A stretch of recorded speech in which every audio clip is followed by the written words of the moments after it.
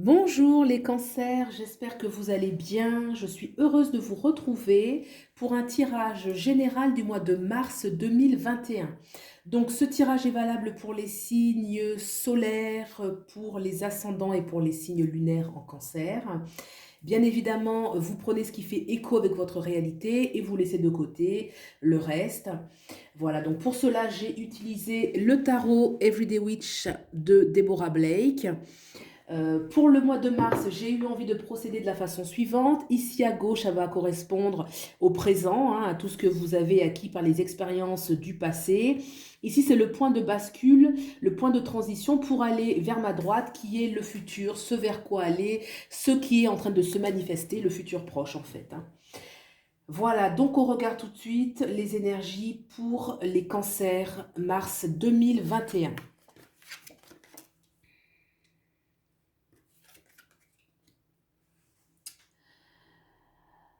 D'accord, donc là on a une majeure et on a deux majeures. On a la tour. Ok. Donc avec le 9 de Pentacle, on a quand même, il y a quand même un certain accomplissement matériel, hein. On a beaucoup travaillé pour avoir un certain accomplissement matériel, une situation dans laquelle on pouvait se sentir quand même bien. Heu, je vois quand même, une situation dans laquelle aussi on pouvait apporter, hein, avec le chevalier là de Pentacle, où on pouvait avoir, un rôle à jouer, on pouvait apporter, de la richesse autour de soi. Vraiment une notion d'aisance, matérielle, d'une certaine richesse. Ça peut être une richesse intérieure, mais ça peut parler aussi d'une certaine richesse matérielle quand même, hein. Il y a un certain, là je vois le 3 de bâton, c'est pareil, on a quand même travaillé dur pour réussir sa vie un petit peu de famille. C'est ce qui ressort avec le 10 de coupe en dessous.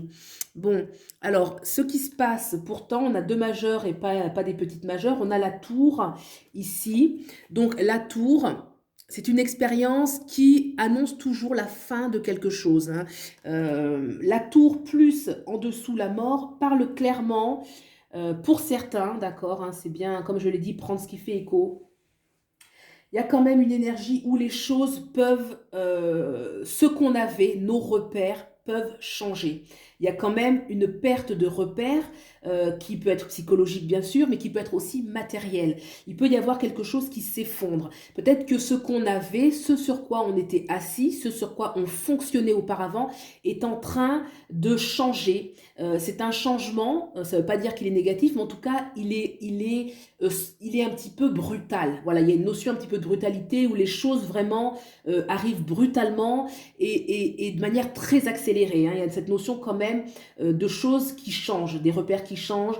Voilà, il y a vraiment cette notion. Là, on peut être dans une énergie un petit peu où on peut se sentir vraiment désemparé puisque ce sont des énergies qui sont, comme elles sont brutales, hein, ce sont des événements un peu soudains comme ça qui arrivent. On n'est pas forcément hyper préparé à cela, hein. Ça ne veut pas dire qu'on ne peut pas rebondir et on va regarder ça tout de suite quand même.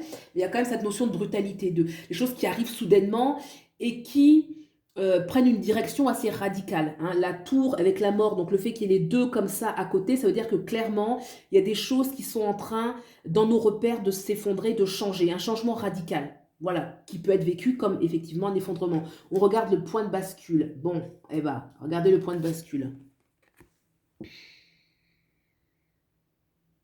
Donc là, on a le hiérophante. On a clairement...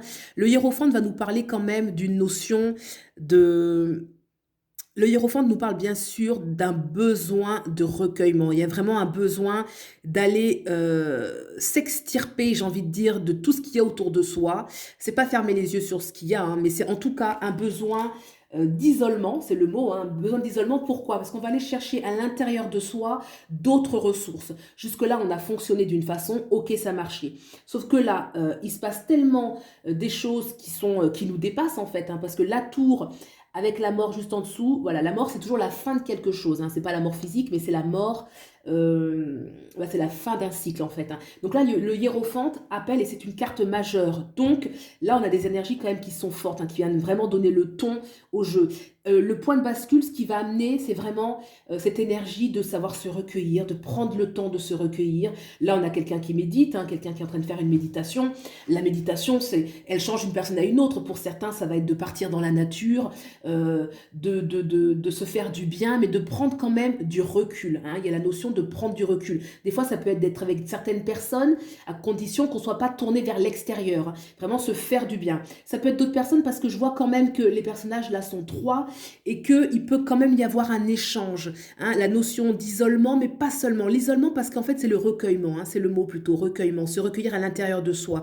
C'est pas l'isolement parce que ce personnage n'est pas seul. Il y a quand même une notion où on transmet quelque chose, ça peut être aussi de vouloir faire autre chose, hein. Peut-être qu'on veut aussi changer, si par exemple on pratiquait quelque chose, là peut-être qu'on peut pratiquer autre chose, on peut proposer d'autres services aux autres, parce que le hiérophante c'est aussi celui qui guide, d'accord? Donc soit effectivement on peut être la personne qui va guider les autres, mais dans quelque chose de sage, dans une vie intérieure, ou soit on est justement l'élève, hein, celui qui apprend, celui qui est en apprentissage, et là on va aller suivre un enseignement. En tout cas il y a la notion de se recueillir, de sortir de ce brouhaha général pour rentrer dans ses profondeurs et pas seul. Non, c'est pas une énergie de solitude.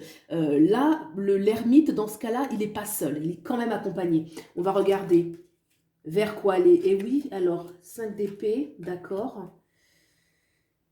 Les 5 d'épée, l'as de coupe, c'est super. Déjà, on a l'as de couple qui termine.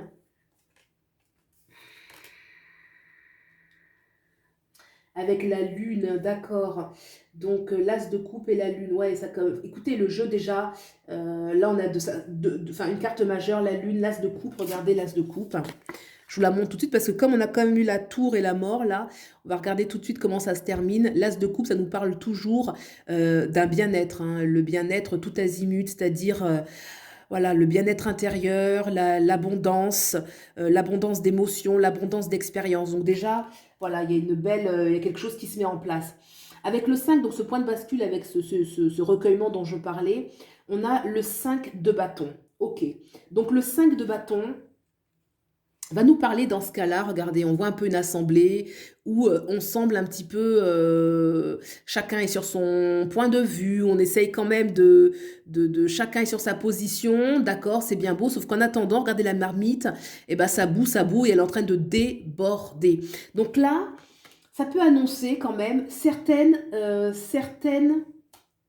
situations qui amènent trop on va dire perturbation. C'est pas forcément conflit, c'est pas forcément l'énergie d'un conflit, ça peut aller jusque là, mais pas forcément pour certains. Ça peut être trop de perturbation, trop de discussion, trop de mental en fait, hein. Il y a un peu une énergie mentale où chacun a son point de vue et moi je pense ça, tu penses ça et ceci. Et là en fait ça agite alors qu'il faudrait plutôt rester dans cette énergie du hiérophante qui justement est en train de méditer, il est en train de canaliser ses énergies. Donc éviter de les disperser. Il peut y avoir quand même des situations qui vont nous amener à nous disperser. Et là, c'est juste une mise en garde, d'accord? Une mise en garde, attention, ne dispersez pas votre énergie. Ne la dispersez pas parce que là, en dessous, on a la reine de bâton. La reine de bâton, c'est celle qui reprend le pouvoir dans sa vie. Hein, il y a un contraste entre le 5 de bâton au-dessus où on est entouré. C'est pas forcément qu'on est mal entouré, mais en tout cas, trop d'histoires, ça peut être aussi le mental, la cacophonie du mental, un petit peu une sorte de bruit intérieur où on est là. Là, il y a vraiment une notion de se recentrer. Là, c'est possible. Avec cette reine de bâton, on reprend son pouvoir, on a maîtrisé ce dragon, hein, ce dragon qui a une force immense, qui crache du feu, qui est presque indomptable. Et là, c'est tout le contraire. On a réussi à le dompter. On a réussi à maîtriser un petit peu ces énergies de feu, ces énergies fougueuses. D'accord? Donc tout ça, effectivement, hein, le point de bascule, il est important, hein, parce que c'est vraiment, on va dire, la clé, en fait, hein, ce qui amène justement à mettre en place un petit peu ces énergies, à bien les manifester. D'accord? Donc le 5 de bâton est suivi à côté du 9 de bâton. Et oui, c'est ça.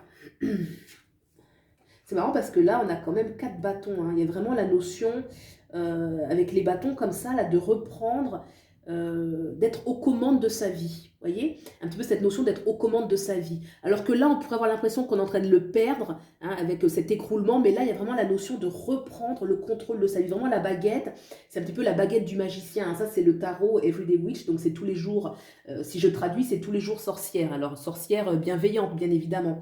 Hein, mais la baguette va représenter un petit peu le pouvoir d'agir, la magie, sa propre magie, en fait, hein, sa propre force. Donc, on a quand même 4 bâtons. Là, le 9 de bâton, on a un personnage ici, donc qui mène un peu un combat, hein. On voit qu'elle est en train de mener des combats, on voit que elle n'en est pas sa première tentative, hein. On voit au sol qu'elle a déjà essayé et que voilà, peut-être que remettre un petit peu à demain, le temps qu'elle se repose, et je veux dire, elle a l'air un petit peu fatiguée, hein, ce 9 de bâton là, ce personnage qui est un petit peu replié, qui peut paniquer un petit peu. Donc, encore cette notion un petit peu de pas forcément, s'il y a un combat à mener, une notion un petit peu de prendre du recul, de réfléchir. Là, ne pas se fatiguer. Vous voyez, ces énergies-là, pensez toujours à ce hiérophante qui va vraiment rester à l'intérieur et ne pas être trop prompte à l'action. D'accord? Le 2 de bâton en dessous, effectivement, hein, c'est ça, c'est que là, on voit quelqu'un bon, qui se défend, ok, ça c'est une bonne énergie, savoir se défendre, peut-être se poser. Parce que le 2 de bâton qui est en dessous parle justement d'une énergie où on se réharmonise intérieurement, on prend le temps de se réharmoniser, hein, on prend le temps de contempler un petit peu sa boule, ce vers quoi on va, hein, de contempler un peu ce qu'on veut, hein, c'est un petit peu la manifestation de ce qu'on souhaite qu'il est là en train de porter dans cette nuit étoilée, et on prend le temps, on prend vraiment le temps de méditer sur vraiment ce qu'il faut faire. Hein, il y a quand même cette notion, vous voyez, avec ces 2 petits chats, je précise quand même parce que ça m'interpelle. Là, on voit une sorte de petit lézard là qui est en train de monter et les chats veulent s'en défendre. Il y a quand même une notion, effectivement, d'énergie, peut-être de conflit. Hein, c'est un terme général. Hein, ça ne veut pas dire que c'est...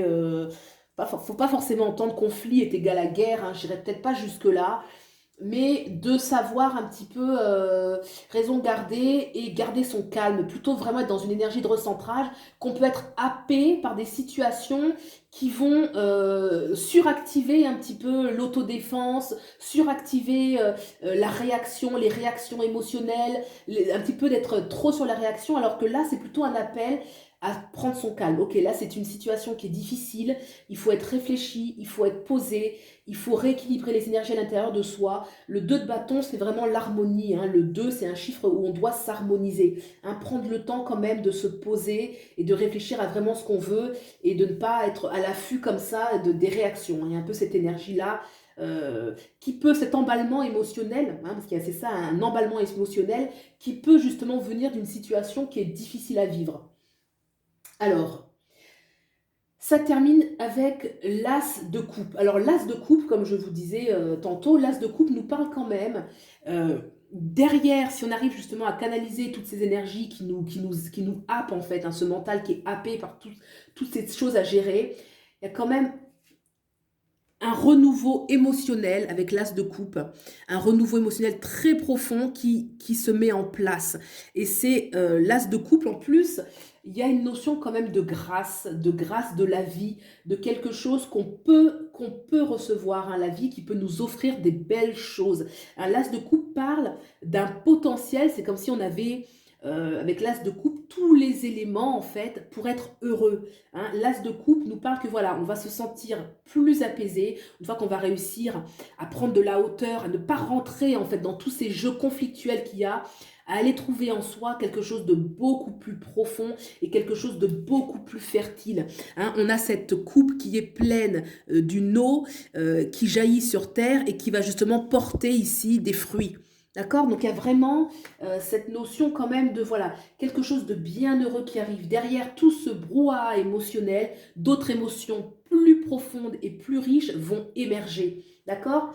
Avec la lune, alors c'est vrai que c'est un jeu qui termine en disant que vraiment c'est... Voilà, la lune va nous parler bien sûr de quelque chose qui est en gestation, hein. Ça n'a pas encore totalement vu le jour, mais ça va arriver, hein. C'est un renouveau. Donc c'est un jeu qui termine quand même par une énergie de renouveau. Il faudrait qu'il y ait une suite. J'ai envie de dire, faut aller voir la suite après. En tout cas, le mois de mars, c'est quand même une transition, hein. Là, c'est très positif. On voit que il y a une transition à la fin qui est très positive vers quelque chose qui va se manifester dans ce sens, hein, parce que la continuité, c'est forcément, hein, l'as de coupe va amener de belles choses. La gestation va porter ensuite de beaux fruits, hein, mais il y a encore cette notion où voilà, il y a des choses positives qui vont se poser. Ce mois de mars, les bonnes énergies devraient se poser, à condition qu'on rentre dans le hiérophante. Vraiment, voilà, là, effectivement, il y a des choses qui sont objectivement, parce que là, quand on a la tour et la 13, c'est objectif. Là, c'est pas dans la tête. Il y a des choses objectivement qui font mal, qui doivent s'écrouler, voilà, c'est la fin d'un cycle. Mais par contre, on va rentrer dans des nouvelles énergies. On ne va pas se laisser happer par tous ces bruits environnants. Et on va retrouver un alignement qui va amener de bons fruits. D'accord? C'est vraiment incarner ensuite ces nouvelles énergies qui porteront de beaux fruits. Voilà pour les cancers. Voilà, bah écoutez, c'est un tirage général. Vous prenez bien sûr, comme j'ai dit, ce qui fait écho. Vous pouvez voir vos signes lunaires et votre ascendant pour voir un petit peu les messages complémentaires. Pour des consultations privées, vous avez mes coordonnées dans la barre d'infos. Et si vous avez aimé, vous pouvez liker, vous abonner pour soutenir la chaîne. Je vous remercie et je vous dis à bientôt. Au revoir.